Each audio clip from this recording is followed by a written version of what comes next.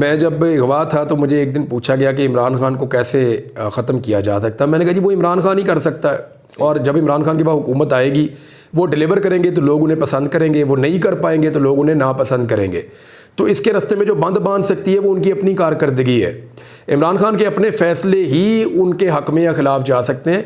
इस वक्त कोई उनके मुकाबले में है ही नहीं यार। ये आसिफ अली ज़रदारी इमरान खान का मुकाबला करेंगे, ये नवाज शरीफ करेंगे। ये सियासी बोने बन चुके हैं, ये इतने छोटे छोटे हो चुके हैं कि ये बेचारे अब इमरान खान की नकलें करके गुजारा कर रहे हैं। हर चीज़ में उसकी नकल करते हैं, फिर भी कामयाब नहीं होते। नकल के लिए भी अकल चाहिए होती है, तो ये नहीं कर पाएंगे। ये इमरान खान को ना फेस कर पाएंगे, ना उसका मुकाबला कर पाएंगे। आज आप पाकिस्तान की फ़ौज की सपोर्ट इन पॉलिटिकल पार्टीज़ के पीछे से निकाल दें, आप ये देखें ये 15 मिनट इमरान खान का मुकाबला नहीं कर सकते। सर मियां साहब, और इमरान खान का नहीं, एक्चुअली पब्लिक का मुकाबला नहीं कर सकेंगे। सर मियां साहब बड़े खामोश बैठे हैं, तो उनकी खामोशी की क्या वजह है? क्या वो मियां साहब का बनता ही है, अब चुप रहना नहीं बनता उनका। मियां साहब के सारे अरमान टूट गए, सारे ख्वाब टूट गए, तो उनका चुप रहना नहीं बनता है। इस माहौल में अब क्या वो क्या शोर मचाएं, वो क्या कहें? वो ये तो कहे इनकलाबी वो बन नहीं सकते। सही बात है। भाई को और बेटी को जो है वो ओहदों पे बैठाने के बाद अब वो इनकलाबी तो बन नहीं सकते। दूसरा, जो वो बन चुके हैं उसमें से वो बाहर कैसे निकलें? लोग उनकी शक्ल और उनका जो काम है उसको पहचानते हैं। यानी छोटे भाई को लोग कहते हैं, और इमरान खान साहब ने नाम रखा था, लोग कहते हैं जी चेरी ब्लॉसम। बड़े भाई को लोग कहते हैं जी आप भी डीलर हैं, डील करके आए। और यानी उन्होंने, मियां साहब ने अपने रास्ते खुद ही बंद कर लिए। मेरे ख्याल में ये मामला वहाँ शुरू हो जाता है जब मियां साहब डिप्रेशन का शिकार हुए थे इंग्लैंड में, बरतानिया में। जब उनके घर के बाहर लोगों ने जो कुछ किया, मियां साहब डिप्रेशन का शिकार हो गए थे।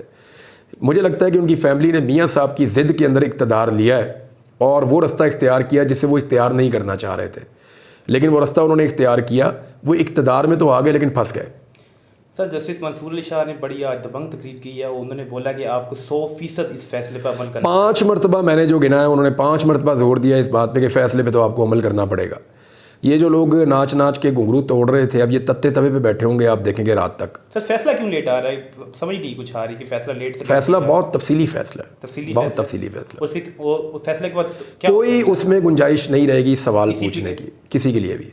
जो सवाल पूछेगा सुप्रीम कोर्ट उसको वो पैराग्राफ निकाल के दिखा देगी कि आज ये पढ़ के आ जाओ। ठीक है, इतना तफसीली फ़ैसला है कि किसी के लिए किसी सवाल की गुंजाइश नहीं है। और जो कोई भी सवाल पूछेगा वो पैराग्राफ निकाल के सुप्रीम कोर्ट कहेगी इसको पढ़ के आओ और बंदे के पुत्र बनो, पढ़ो इसको। तो ये जो बगैर पढ़े जाएगा वो बेइज्जती भी करवाएगा, और जो सवाल पूछेगा उसको जवाब बीच में से मिल जाएगा। सर अब इस्लामाबाद में खबरें ये आ रही हैं कि ये हुकूमत जा रही है और 6 माह का टेक्नोक्रेट सेटअप आ रहा है और जिसको इमरान खान साहब सपोर्ट करेंगे और उसके बाद इलेक्शन होंगे। बस फिर इमरान खान साहब फारिग है मेरे ख्याल में। अच्छा, देखें खुश हो रहे हैं? नहीं, क्यों खुश हो रहे हैं? देखें, टेक्नोक्रेट सेटअप पाकिस्तान जैसे मुल्क में जब आते हैं और वो फिर लंबे हो जाते हैं और वो लंबे ही रहते हैं, फिर वो लटक ही जाते हैं वो, तो उसकी गारंटी क्या है? या तो इमरान खान साहब को कोई बड़ी श्योरिटी मिले, कोई गारंटी मिले और ये तय किया जाए कि पाकिस्तान के अंदर इलेक्शन हो गया। और 6 माह क्यों, 3 माह क्यों नहीं? यानी जो इलेक्शन करवाने को, देखिए जो आईनी तरीक़ाकार है कि असम्बलियाँ ख़त्म होने के अगर तो वक्त से पहले ख़त्म हो जाएँ तो 3 माह के अंदर आपको इलेक्शन करवाने पड़ते हैं, तो फिर 3 माह के अंदर होना चाहिए। तहरीक चलाई हुई है, देखें इमरान खान साहब ने, उसका नाम है तहफ़्फ़ुज़ आईन पाकिस्तान। तो आइन के मुताबिक ही होना है जो होना है। हाँ ये है कि 19-20 की गुंजाइश निकाली जा सकती है, 1-2 हफ्ते आगे 1-2 हफ्ते पीछे, हालात के तनाजुर में हम ये कर सकते हैं, लेकिन कोई ऐसी वजह नहीं है। 6 महीने में भी पाकिस्तान वही है, 3 महीने में भी पाकिस्तान वही है। इससे पहले एक टेक्नोक्रेट सेटअप बना हुआ था ना, उसने पाकिस्तान को कितना तबाह बर्बाद किया। तो अब एक और टेक्नोक्रेट सेटअप बना के आप और तबाही कर सकते हैं। मेरे ख्याल में जब भी इलेक्शन होने हैं आईनी तरीक़ाकार से होने, और अभी सिर्फ ये हवा में बातें हैं, ऐसा कुछ नहीं है। मेरी इतला के मुताबिक इमरान खान साहब को ऐसा कुछ ऑफ़र नहीं किया गया फ़िलहाल, और जब इमरान खान साहब को ऑफ़र की जाएगी तो उनका जवाब आएगा तो वो सबके सामने आ जाएगा। इमरान खान साहब तो ये कहते हैं कि जी ये हुकूमत अब टिकेगी नहीं, इनके पास वक्त बहुत कम है, उन्हें लगता है 2 महीने 2.5 महीने। देखिए ये जो टाइम है ना सितंबर अक्टूबर का, ये इमरान खान साहब ने दिया था आज से कुछ 6 महीने 7 महीने पहले। उन्होंने इस साल के बिल्कुल आगाज़ में कह दिया था कि मैं 6-7 महीने भी बाहर नहीं आऊँगा। ठीक है, और वो टाइम पूरा होता था सितंबर अक्टूबर में जाके। तो इमरान खान साहब को पहले ही आइडिया था कि चीज़ें जाके सितंबर अक्टूबर में बदलेंगी। जब काजी साहब जाएंगे फिर उनको देखें काजी साहब के यहाँ पे रुकने के लिए बड़ी कोशिश की गई कि वो रुक जाएं, वो फ्रस्ट्रेशन हमें नज़र आई, लेकिन काजी साहब को अल्टीमेटली तो जाना है। जिसने भी आना है उसने एक दिन तो जाना है। हमेशा तो कोई किसी कुर्सी पे बैठ नहीं सकता। आपकी शख्सियत आपके साथ रह सकती है, या आप लोगों के अंदर मरने के बाद ज़िंदा रह सकते हैं अगर आपने अच्छे काम किए हुए, तो अदरवाइज़ कुछ भी नहीं है। या लोग आपको अच्छे या बुरे के तौर पे याद रखते हैं। कादी फ़ायदी साहब को जाना तो था ही, अब उनका जो टाइम पूरा हो रहा है उसके साथ आप इसको जोड़ के देख सकते हैं, 17 दिन बाकी हैं उनके। आप जोड़ के देख सकते हैं। जो बाइडन अगला इलेक्शन ही नहीं लड़ रहा। जो बाइडन एक्चुअली इमरान खान का अगर कोई पर्सनैलिटी क्लैश था तो वो जो बाइडन के साथ भी था, लोग कहते हैं। और अगर जो बाइडन इलेक्शन नहीं लड़ रहा तो इमरान खान का एक बड़ा मुखालिफ बीच में से निकल गया। अब चाहे डेमोक्रेट्स जीते या रिपब्लिकन जीते, इमरान खान को उससे फ़र्क नहीं पड़ेगा। सर काजी साहब बड़ा गुस्से हुए हैं हुकूमत पे, वो कह लें कि 300 दिन के बाद, और उन्होंने पहली बार हुकूमत पर भी बहुत तनकीद की है और एस्टेब्लिशमेंट पर भी बहुत तनकीद की है।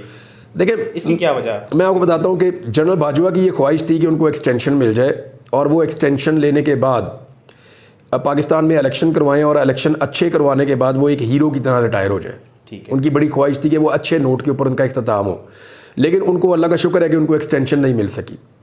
और वो एक ऐसे आदमी के तौर पे रिटायर हुए जिन्हें अपोजिशन भी गालियाँ देती है, हुकूमत भी गालियाँ देती है, आम पाकिस्तानी भी, वकील भी, इवन एस्टेब्लिशमेंट भी उन्हें बुरा भला कहती है कि हमें जनरल साहब फंसा गए इन सारी चीज़ों में।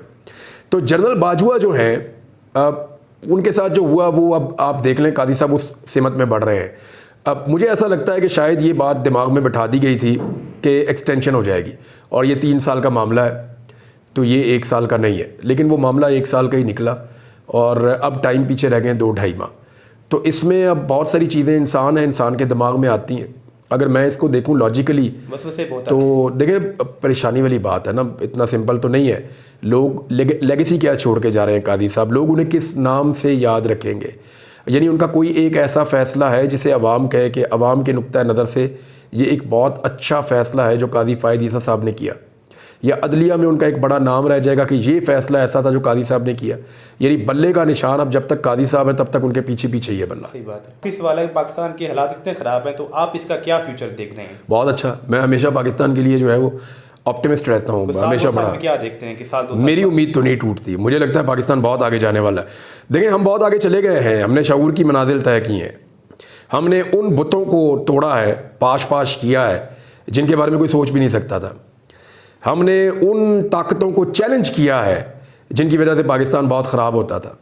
तो पाकिस्तानियों ने वो मामला सीख लिए और समझ लिए जो आज तक हमें सीखना और समझना नसीब नहीं हुआ था। तो मुझे बड़ी उम्मीद है पाकिस्तान बहुत आगे जाएगा इंशाल्लाह। सर थैंक यू, आपका बहुत शुक्रिया। बहुत शुक्रिया ब्रदर, बड़ी मेहरबानी। सर अरशद नदीम साहब पाकिस्तान आ रहे हैं आज रात, और खबरें ये हैं कि शहबाज साहब भी जाएंगे, मरीम नवाज साहब भी जाएंगे इस्तकबाल करने, और बड़ा हैवी इस्तकबाल। मेरे ख्याल में उनको अपने घर बुला लें, अपने घर बुला के उनको मिल लें, ऐवान सदर में, ऐवान वज़ीर आज़म में बुला के उनको मिल लें, वज़ीर आला हाउस में बुला के उनको मिल लें। देखें, उसको मौका दें, उसके दोस्तों को मौका दें, उसकी फैमिली को मौका दें, प्लेयर्स को मौका दें, कोचेज़ को मौका दें, हीरोज़ को मौका दें, कौम को मौका दें उसका इस्तकबाल करने का।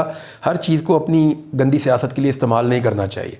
अब मैं सुन रहा था कि कुछ लोग कह रहे थे कि वो बस के ऊपर सवार हो जाएंगे, नीचे से लोग क्या कुछ कहेंगे, वो हीरो आया हुआ है, उसको लोगों के साथ जाने दो भाई, खुला छोड़ो उसको। जब इंडियन क्रिकेट टीम जाती है मैच जीत कर, तो नरेंद्र मोदी थोड़ी उनके बस के ऊपर चढ़ गया था अपनी पॉपुलैरिटी के लिए। ये चीप स्टंट होते हैं, इनसे मेरे ख्याल में इज्तनाब करना चाहिए, और उन्हें वो बतौर हीरो लोगों को उसको रिसीव करने दें और उसको इंजॉय करने दें। ये टाइम फैमिली को मिलने दें, दोस्तों को मिलने दें।